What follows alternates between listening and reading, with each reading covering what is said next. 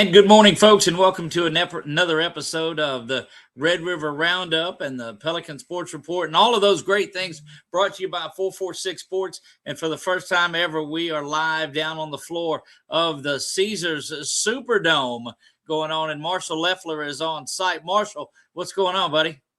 Good morning, man. We had a great first day out here yesterday, 3 games, and Iowa and North DeSoto are set to tip off less than an hour from now, just about 45 minutes on the game clock. And the crowd, I mean, I had to park I got here when the media did at 10:30. I had to park all the way up top. It's going to be huge crowds today. Wow, it sounds like there's more media coverage. Of course, you've got a great host of days today, a great lineup of games today. But before we get into that, let's recap yesterday, because I don't think there was a better way to start than Mangum and Haynesville yesterday. Yeah, Mangum put up almost 500 yards of offense with a bevy of different players. They had a kickoff return for a touchdown.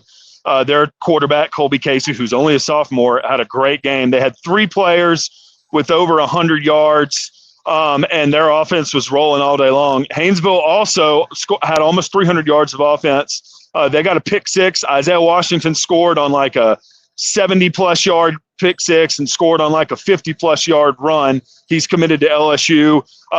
Not surprisingly, he was a big difference maker. Haynesville has a lot of seniors and a lot of talent, and they were able to pull off a thrilling win. There were some extra points missed, some 2-point conversions that were unsuccessful, so each team was kind of trying to play catch-up. It was a one-possession game basically the whole time. Riverside was proved to be the more talented team against Ascension Catholic. Trevin Simon had another big day running, which has been the case all throughout the playoffs. But Riverside, their talent just kind of overwhelmed Ascension Catholic, and they were able to pull away. Christopher Beckler had a passing touchdown and a receiving touchdown early on to get them going. And so Riverside is the champs again. And then in the finale, 2 super talented teams out of a really talented bracket. Dunham, the 5 seed, versus the 6 seed Calvary. They went back and forth. Big plays on offense for their receivers on both sides. Big plays on defense, interceptions for both sides. Both quarterbacks had big days, Hudson Price and Elijah Haven. Dunham had a few more plays throughout the game, throughout the passing game. Haven was a problem all night for the Cavaliers. And just like his dad, Coach Neil Weiner gets a win in the state championship like his dad used to do at Catholic High. So some really, really big name players that were playing yesterday, and all those guys that we've been talking about all year long made plays, had big individual days. So that was cool to see. Marshall, I want to go back to that first game just a minute with Haynesville and Mangum in that. That first half had 59 points in it. It seemed like every time you turn around, you're hearing Jeff Palermo on the call for the LHSAA network talk about a big play that was going on there. After that pick six, wasn't there a kickoff return for a touchdown right behind it? Right, yeah. There was 14 points scored without an offense, without a first down yet in the game. That's how that started off. And Mangum just had so many skill players on offense, including their quarterback, like I mentioned, that they could give the ball to and get around the outside. Roberson, Mitchell, Bell, Casey, like I mentioned, on and on. They just kept hitting Haynesville with different offensive skill players. And it, like I said, it took a pick six. It took special teams for Haynesville to keep that game in control, because they never had it, in the bag. And it came to a 4th and goal on a fade route right over here that was in and out of the hands of Ty Wiltshire for Mangum. So they were one play away from completely turning the script in that game. It was an absolute battle between 2 teams that don't play each other that often, but are a huge part of that I-20 football history. Look, no doubt about it. And speaking of history, isn't that title number 18 for the Golden Tours? Number 18, Coach David Franklin, first one that he won in over 10 years. His dad won several, I think 11 state championships in 35 years at Haynesville. He passed away in March. So did his wife. So Coach Franklin lost both his parents this year, and was asked about that in the press conference. And that was a really neat moment to see him get to share that with his Haynesville family, because that his parents were watching from on high. No, it definitely was, and that takes all of this. And he made the comment about how great a game was, but it's that family and that's emotion that shapes really what all of this is about. Yeah, Haynesville, they're a tight knit community. There's less than 150 students in the entire high school. They had about half the students that Mangum had, or excuse me, that Oak Grove had 2 years ago when they were in the state title. So they're a really tight knit community. Just about everybody on their team plays offense, defense, special teams, whatever's needed, and they have a coaching staff that's been there a long time. A lot of alum on that staff.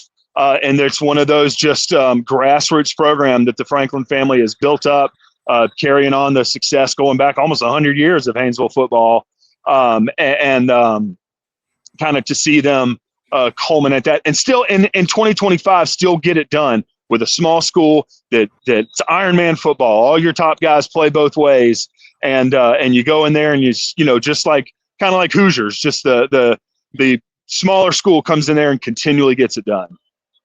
Indeed, it was, and you made such a big comment about the Franklins and their family, and Coach Weiner and his dad, who of course just went into the Hall of Fame class.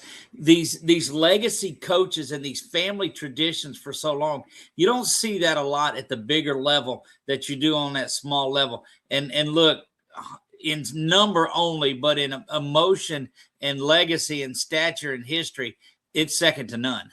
Yeah, and I think so. That's actually a perfect way to sum up day one of the Prep Classic, is that it's these 2A and 1A and 3A schools that start off this tournament.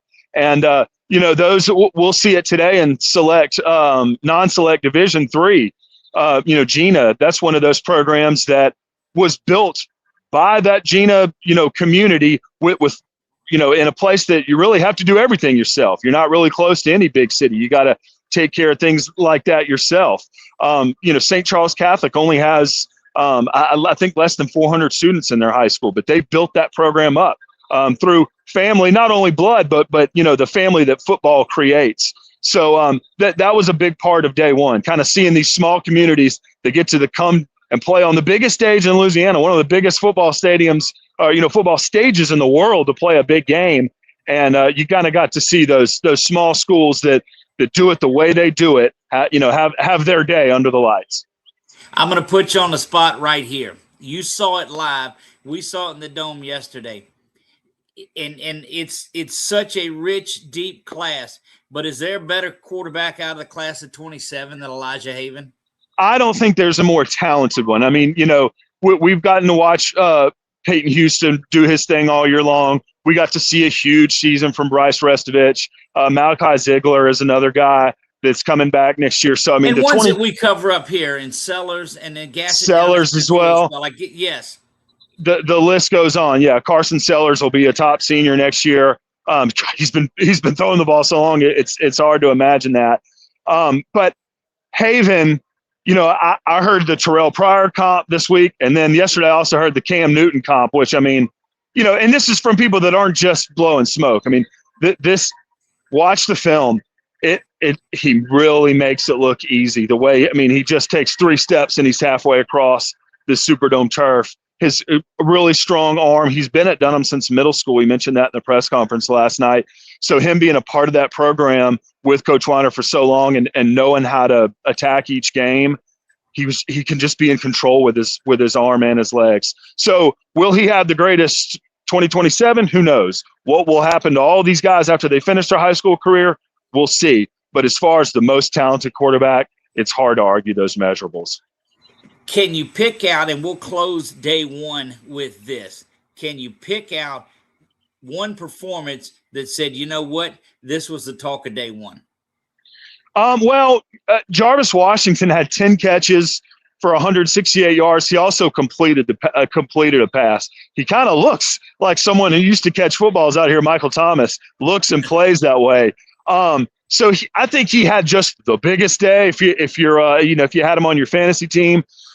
But I think for Isaiah Washington, for this to be his 3rd Prep Classic final, starting quarterback and starting free safety since he was in 10th grade, I think for him to have a pick six, to have a touchdown through the air, he attempted 1 pass, completed 0, but they didn't need it. The same thing was in the semifinal. Didn't even attempt to pass in the semifinal game. So while Jarvis Washington and Elijah Haven definitely made it pop, Jaden Obikwe for Riverside also had a big, big day. So did Chris Beckler, who I mentioned, Trevin Simon as well. But to me, I would say Isaiah Washington, with just the way that story gets to close on his high school career, with just carrying a team for 3 years, and that's exactly what he did yesterday with 2 long touchdown runs on either side of the ball, doing what he does well. Well, we're wearing the LSU shirt and supporting, looking forward to him next year when he makes it down to Baton Rouge for sure. All right, let's close the book on that and take a look at day 2. You've got a juggernaut of a game right out of the chute with one of the most anticipated ones, of course, North DeSoto and Iowa, North versus South. Dennis Dunn, he's back. What's it like there for that? So, I mean, again, we mentioned the difference in the crowd today. You see Coach Dunn at midfield right now, warming up with his team. I'm glad you mentioned the LSU shirt. I'm wearing my Louisiana Tech hat today. Kenny Thomas, the running back for North DeSoto, is committed to the Bulldogs. But it doesn't stop there for North DeSoto. They've got a ton of offensive talent. Luke Delafield's been here. I think he's probably had 2 or 3 different presidents since he's been a starting quarterback for North DeSoto, it seems like. So, but their defense is just as good as you see Iowa getting ready to take the field here. But I think just North DeSoto bringing such a talented team that Dennis Dunn has made into a dome team. So both teams have starting to take the field now. So you kind of hear the energy start to amp up a little bit. But this is where big boy football starts. These are 2 4A schools that had really, really strong regular seasons.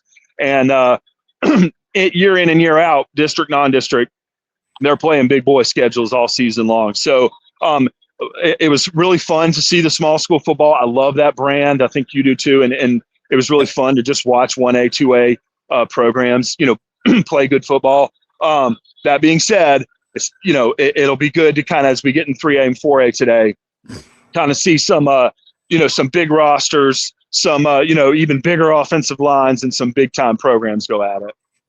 We're looking forward to that one. And then as soon as that one's over, you've got one of the most anticipated matchups of all is with Coach Jay Roark and the Gina Giants and Coach Lee Doty in Sterlington. Going to be a slugfest in that one.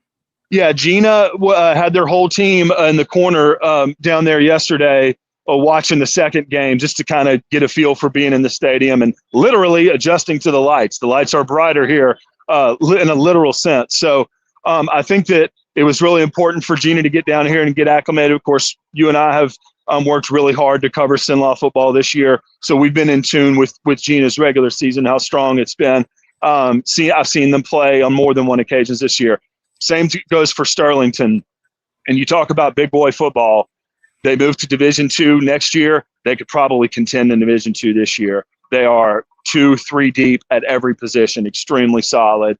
Coach Doty, back from his days at St. Mary's, and you've got a relationship with him. He's built a great program. He's got an all-star coaching staff. So that will be a tremendous, tremendous clash of 2 football programs that have been built brick by brick and now are 2 strong powerhouses in their respective districts. And Marshall, they do it a little like a team you're very familiar with, Coach Spat and those Union Farmers. You play some big-time schools in the non-district. A lot of times you get your teeth kicked in, but it builds you for a day like this. And look, there will be some teeth kicked in today between Sterlington and Gina. It will have some elements of a hockey game. So I think that can fully be expected. And, this is what they've been preparing for. This is what Coach, obviously Sterlington's been here. They're the defending champs. But, if you really got to talking to Coach Roark, this was his intentions. This is what he was planning to do. Now, did it take over 10 years to get to the Superdome? It did. But I don't think he'd take it any other way. Mm-mm. Well, you look around, Gina, and we were driving around there this morning. All the lights are turned off. The sidewalks are rolled up. I think everybody is down on Poydras today. Yeah, we'll see the black and gold back in the Superdome today when the Giant fans head in to play. And as the 1 seed, they'll be the home team, so they probably will bring out those black jerseys if I'm not mistaken. So, yeah, it'll be great. And again, being close to the community, being in, part of Rapids Parish like we are, for him. And in a bad way. I don't say this in a bad way at all. The Gina community is very happy to be here. Now, do they want to win today? Of course. But regardless of that, you do have to look at the accomplishment of making the Superdome as something to really, really be proud of. The losing team is never happy walking back in the tunnel here, but to make it to the Superdome is a fantastic accomplishment, and I hope that the entire Gina community is enjoying the heck out of the trip down here. Look, it's something special. And then, of course, the nightcap is the Comets and Archbishop Shaw that'll do battle in Division II Select. Yeah, I'm really, really looking forward to seeing St. Charles play in person. They're one of those teams that you just constantly talk about discipline in the program and the sharp way that they execute football. Obviously, Archbishop Shaw is the same can be said for them. I'm very, very much looking forward to seeing Shaw play, in person and seeing what they can do.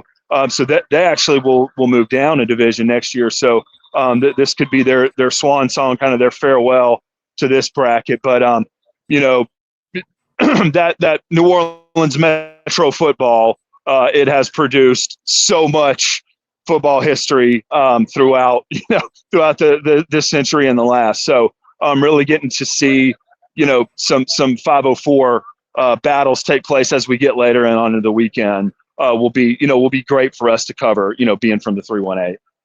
There you go. Marshall, we're going to let you get to it. First of all, thank you for the reports that you did yesterday. You can look them up and read about them on 446sports.com, on X, on our social media, on Facebook, on wherever you want to go. You can find it. Just search 446 Sports. And our man, Marshall Loeffler, is on site at the Superdome for that. Marshall, go enjoy some good football, and we'll talk to you tomorrow morning.